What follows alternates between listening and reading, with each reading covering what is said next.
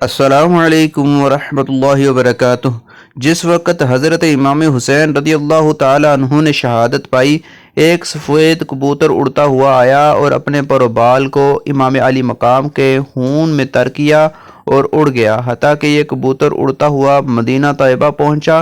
طواف کیسے انداز میں حضور اکرم صلی اللہ تعالیٰ علیہ وسلم کے روضہ پاک کے گرد اڑتا تھا اور اس کے پروں سے خون کے قطرات ٹپک رہے تھے۔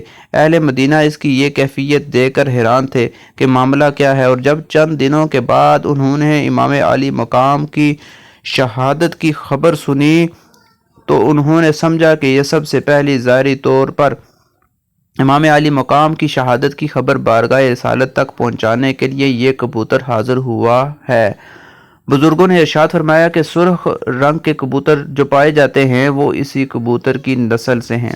کنز الغرائب کے حوالے سے صاحب روضۃ الشہادہ لکھتے ہیں کہ ایک یہودی تھا، اس کی لڑکی ظاہری شکل و صورت میں بہت اچھی تھی، لیکن اچانک وہ نابینا ہو گئی اور ہاتھوں پیروں میں کوڑ کا مرض ہو گیا۔ محلہ کے لوگ اس لڑکی کو شدید نفرت کی نگاہ سے دیکھتے تھے، یہاں تک کہ یہودی اپنی لڑکی کو لے کر شہر سے باہر اپنے ایک باغ میں مقیم ہو گیا۔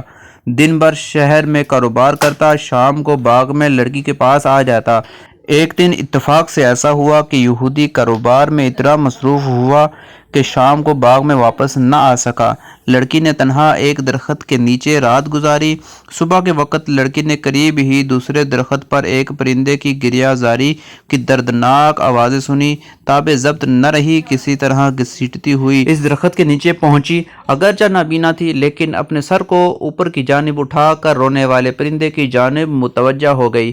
اچانک اس پرندے کے پر سے خون کا ایک گرم قطرہ اس کی دانی آنکھ میں ٹپکا۔ اس کی وہ آنکھ روشن ہو گئی۔ پھر خون کا ایک قطرہ اس کے دانے ہاتھ پر ٹپکا، وہ ہاتھ ٹھیک ہو گیا۔ لڑکی نے یہ کیفیت دیکھ کر بایاں ہاتھ پھیلا دیا، اس پر بھی ایک قطرہ ٹپکا، وہ ہاتھ بھی درست ہو گیا۔ اس قطرہ خون کو لڑکی نے اپنی بائیں آنکھ پر مل لیا، وہ آنکھ بھی روشن ہو گئی۔ اس کے بعد لڑکی نے چند قطرے کو اپنے ہاتھ پر لے کر پورے بدن پر مل لیا، جس سے وہ پورے طور پر صحت یاب ہو گئی، گویا کہ کوئی مرض تھا ہی نہیں۔ اب لڑکی اٹھی اور اپنے باپ کی تلاش میں باغ کے گرد گھومنے لگی۔ اتنے میں وہ یہودی آ گیا، لیکن اپنی لڑکی کو پہچان نہ سکا۔ اجنبی عورت سمجھ کر پوچھنے لگا، اے عورت، تو کون ہے؟ میں اس باغ میں اپنی ایک اپاہج لڑکی کو چھوڑ کر گیا تھا، تجھے کچھ اس کا حال معلوم ہے؟ وہ کہاں گئی ہے؟ کیونکہ وہ باغ میں اسے جہاں میں چھوڑ کر گیا تھا وہاں وہ نظر نہیں آ رہی۔ لڑکی نے کہا، اے باپ، تو نے مجھے نہیں پہچانا، میں ہی تیری وہ اپاہج لڑکی ہوں جسے تو باغ میں چھوڑ کر گیا تھا۔ یہودی انتہائی خوشی میں بے ہوش ہو گیا۔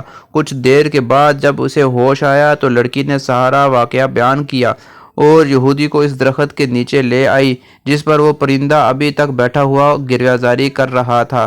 یہودی نے اس پرندے کی جانب مخاطب ہو کر کہا، اے مبارک پرندے، تیرا گریہ زاری کا یہ سبب کیا ہے اور تیرے پروں سے ٹپکنے والا یہ خون کے قطرے کیسے ہیں جن سے ایسی برکات کا ظہور ہو رہا ہے؟ اللہ تبارک و تعالیٰ نے اس پرندہ کو قوت گویائی عطا فرمائی۔ اس نے بحکم الہی کلام کیا، اے یہودی، ہم پرندوں کی ایک جماعت فلاں جنگل میں رہتی تھی۔ ہمارا معمول تھا کہ صبح اپنے گھونسلوں سے اڑ کر اطراف و جوانب میں چلے جاتے اور دانہ پانی حاصل کرنے کے بعد دوپہر تک اپنے گھونسلوں میں واپس آ جاتے اور جس نے جو کچھ کھایا پیا ہوتا آپس میں ایک دوسرے کو خبر دیتے۔ اچانک ایک دن ہم نے ایک ندا سنی کہ نواسہ رسول امام حسین رضی اللہ تعالی عنہ نے تپتی ہوئی دوپہر میں کربلا کی سرزمین پر شہادت کا جام نوش کیا، اور اے پرندو، تم درخت کے سائے میں بیٹھ کر آرام کر رہے ہو۔ یہ ندا سن کر ہم تمام پرندے کربلا کی سرزمین کی جانب روانہ ہو گئے۔ جس وقت ہم وہاں پہنچے تو دیکھا کہ جگر گوشہ رسول حضرت امام حسین رضی اللہ تعالیٰ عنہ شہید ہو چکے تھے اور ان کے جسم شریف سے ابھی تک تازہ خون جاری ہے۔ یہ کیفیت دیکھ کر تمام پرندے گریہ زاری میں مشغول ہو گئے۔